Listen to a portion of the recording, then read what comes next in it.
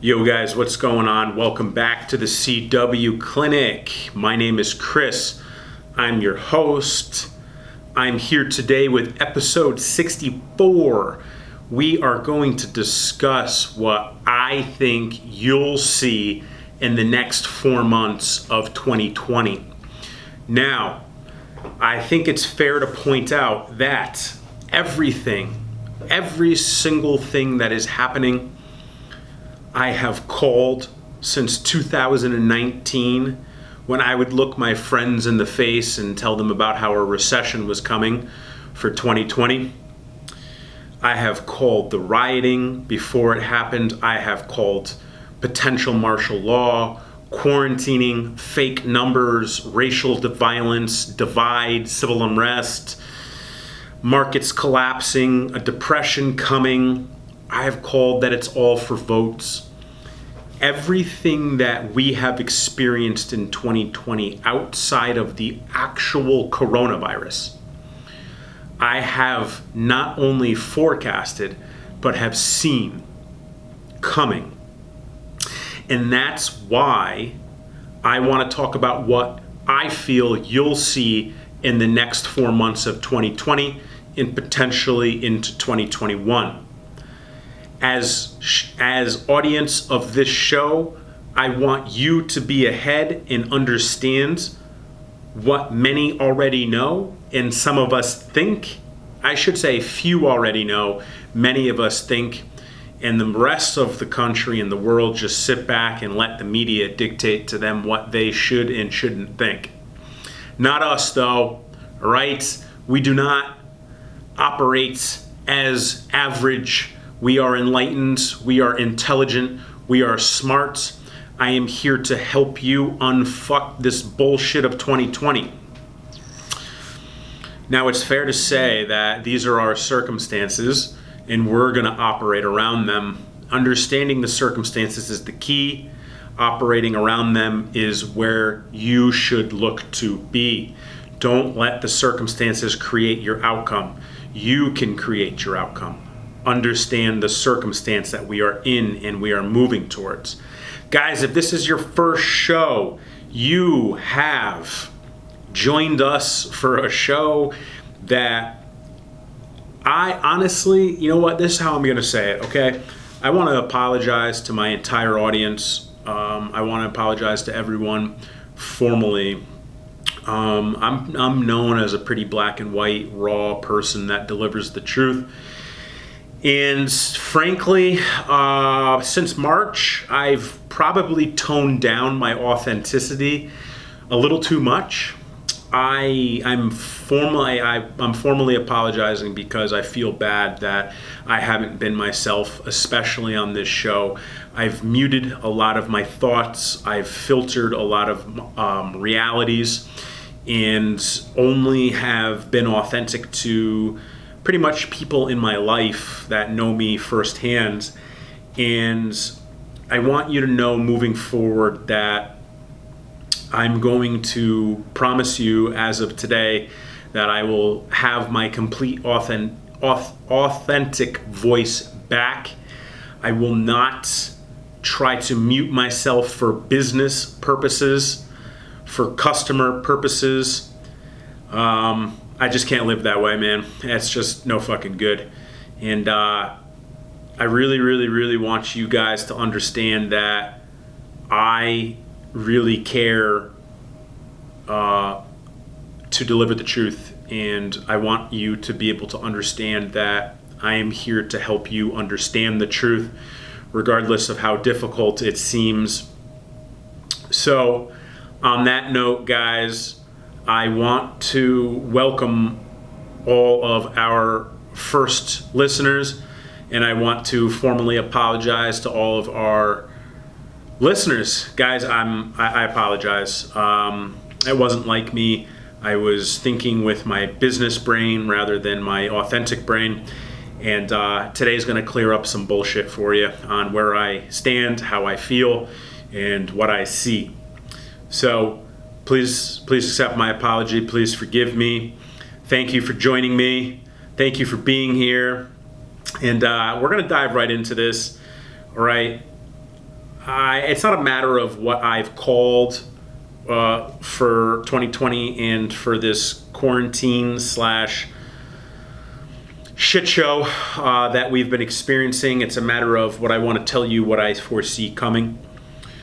I foresee a lot of shit coming. And, you know, realistically, guys, what I think the main point is that you have to understand, regardless of your political viewpoints, regardless of your beliefs, regardless of how you feel, what you're going to see in November for the election process is going to be the single most emotionally based, emotionally charged elections that this country has ever seen, that will be written about in history. And that alone is going to be sketchy as fuck, depending on what side comes in. If you don't think any of this has to do with an election, you got to pull the fucking blindfold from your eyes. All of this has to do with an election. All of this has to do with votes. All of this has to do with getting Trump out of office. It's as simple as that. Now, listen, I think it's fair to say that I don't stand for a lot of shit that Trump does. I really don't. On the other hand, I think he's done a lot of great things. I'm not sitting here defending him. I'm just telling you that this entire push, shutting down all state economies, shutting down businesses, shutting down life as we know it, is blue states softening up the patrons, building a case against what many think is a federal construct. However, it is a state shutdown. Your blue states, primarily on the East Coast, have joined together to push all of us into a really uncomfortable position to build a case to get Trump out of office. Fundamentally speaking, this has really pissed off a lot of people. I think every American is pretty unhappy. And regardless of what side you fall on, left or right, this will be the most emotionally charged election to date. Additionally, the civil unrest, the riots, the murders, the racism, the perceived racism, the violence is not going to let up, guys, and it could potentially get worse. I feel that because of the civil unrest and because of a second quote-unquote wave of COVID, our state economies, specifically in blue states, are going to be shut down again. And I foresee that happening in September. I don't see the civil unrest getting any better. Here's another statistic for you. 32% of Americans as of July haven't paid their mortgage or their rent since March. Now, understand that they're not behind, they're in deferral. They're not defaulting yet. However, I foresee the real estate economy falling to pieces. And if you've been living under a rock and don't understand how things work, not only has commercial real estate pretty much taken a shit, but large urban real estate markets such as LA, such as New York, such as potentially Miami have already dropped out. No one wants to live there. No one wants to pay rent. The entire markets have collapsed. Suburban real estate, such as suburbia, is hot right now, and it has been. And the values that are being brought in are over asking prices for now. When mortgages have to be paid again, when the banks start looking to collect their money again, which you have to understand is primarily interest. Between all of the money from the Federal Reserve and outside sources that have been stimulated into the economy at 0%, the banks are the one that tack on the 1, 2, 3, 4% on interest. 4% interest on a 30-year fixed mortgage could be $100,000, people, and the banks are coming for it. I foresee single-family homes basically falling apart. People won't be paying their mortgage. Landlords that have multifamily homes are going to be going bankrupt because people aren't paying their rents. And evictions are being pushed out into 2021 in a lot of states. I foresee the entire real estate market collapsing right around the end of 2020. Could I be wrong and be the first quarter of 2021? Sure. However, it's going to fucking collapse.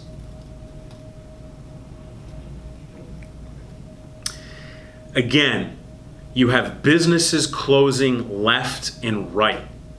Left and right, you have businesses dropping because, honestly, in the simplest terms, you have the fucking media since prior to March scaring the shit out of people to stay in their home, thinking that COVID is serious. Yes, it kills people. Less than 0.05%. 0.05, not 0.5, not half of 1%. 0.05% of Americans have died to date as of today, fact checking it. Yes, it will kill you. Is it fucking serious? Yes, if you catch it and you're 80 years old, then you're gonna die anyways. I hate to sound fucking numb. However, the majority of people that are dying are elderly and have a pre-existing health condition. Usually it's pneumonia that takes out the elderly. Well, now COVID is. People are scared out of their fucking minds because of this quote-unquote pandemic. Thanks, media. Now your entire middle fucking class over the next 4 to 6 months is going to deteriorate, and the degree of separation will be poor to rich, just like in socialistic and communistic economies. Do I forecast a socialistic economy coming? Yes, I do. I do. And I'll explain that as we get closer to the end of this. Businesses are fucking closing everywhere. Right now is the time to support your local business if you can. If you have to pick and choose what you pay the small business, not the fucking corporations. Take care of your local businesses, guys. They've taken care of you. No matter if you agree if they do things right or wrong, you're not the fucking owner, you don't know better. Help out your fucking local business. If you want them around, help them out. And here's a fun fact. I think it's interesting how many Americans don't understand the difference between state and federal. Trump did not shut down our economy. States, governors have. Trump is not shutting off power in LA. The fucking mayor is. Trump didn't say you can't open your gym in New Jersey. Their governor did. Understand the difference between state and federal. Everybody's ridiculing Trump for his ability or inability to deal with this situation. However, the majority of what's happening are executive orders through the states. Understand the difference before you fucking ridicule people.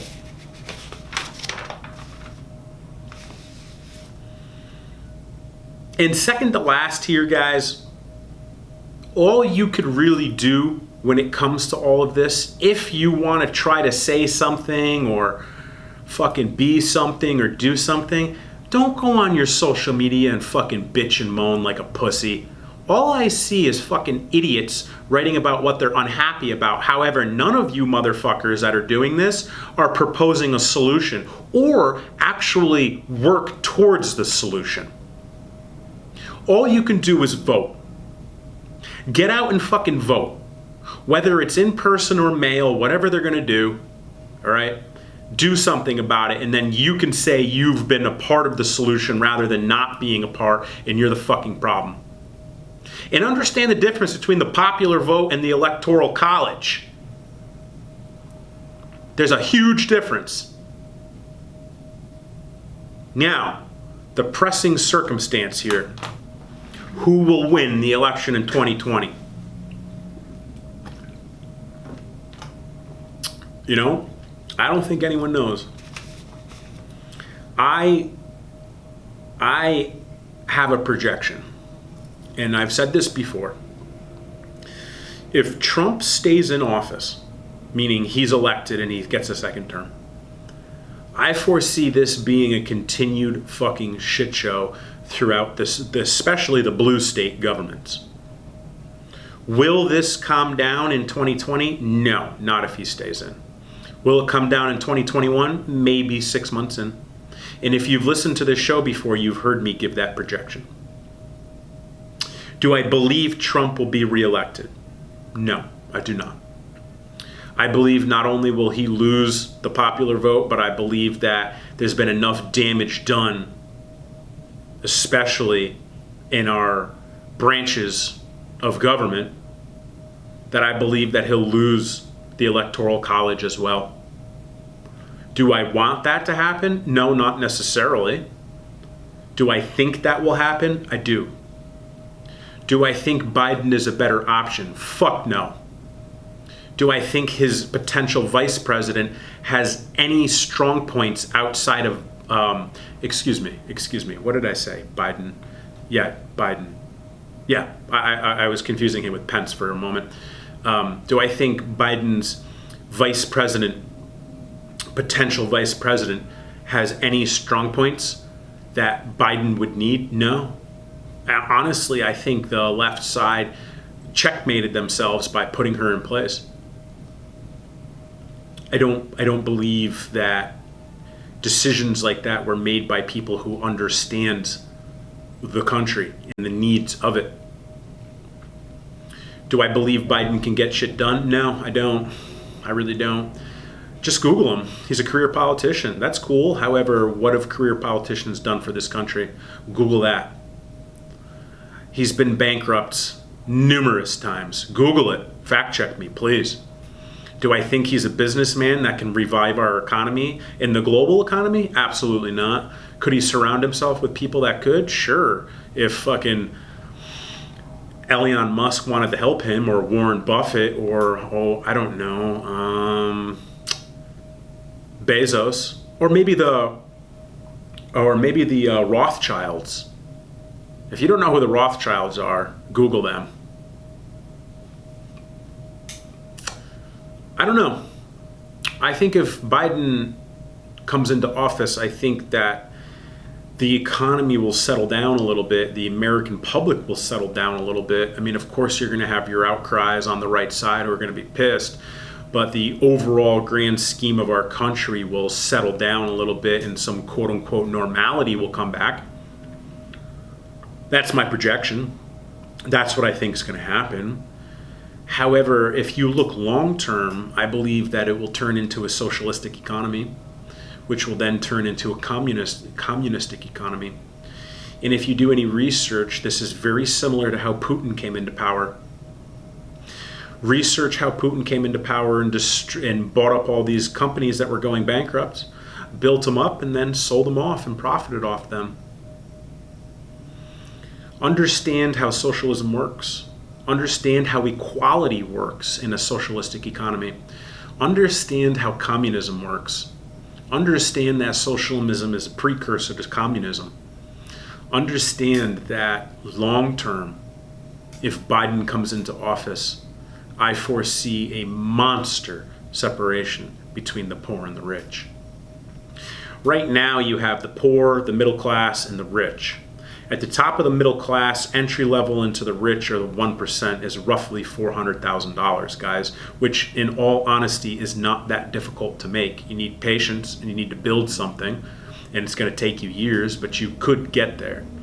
If a socialistic aspect comes about, you will see a drastic separation between the poor and the rich. We're talking $700,000, $800,000, $900,000 income getting into the rich, net $1 million a year getting into the rich, and everything below $700,000, $800,000, $900,000 net $1 million a year incomes will be poor. That's what I foresee long term. I hope I'm wrong. I, for the love of fucking Christ, hope I'm wrong. However, I've not been wrong this entire time. I was laughed at in 2019 when I was talking about how a recession was coming. I'm a numbers guy. I'm a data guy. Remember, people, remember this. People lie, numbers don't. If you study numbers, if you study markets, if you study the economy, you can understand what's going on. Understand the Federal Reserve right now. Guys, understand the Federal Reserve is not a part of the government. It's a private bank. Understand what's going on. Do your own due diligence. Do your own research. Research who you're going to vote for. Research who you want in office. Think long term. Don't think short term. The long-term pain will be far greater than the short-term pain that comes from this election. Either way, I hope, for the love of God, that things settle down. I hope that the middle class stays. Guys, I was born middle class. I hope it stays. I hope that we prevail. And we will prevail. We will overcome this. We will do better as humans. We will stand for what is not right. We will take ground. We will overcome this. Guys, if this episode meant anything to you, DM me and talk to me about it. If you love this episode, write me a review on iTunes. I'd be super grateful. Write me out a review on iTunes, guys. I'd be super, super, super grateful. Listen to me. All I'm asking for is a written review on iTunes. I would love you long time. Share this with your friends. Post about it. Put it on your story. Help me get my voice out. I come here weekly. I want to help everyone. Help me. Help me if this resonates with you. I love you all. I appreciate you all. I wish you well. I wish you safety. And don't forget, we as humans will prevail.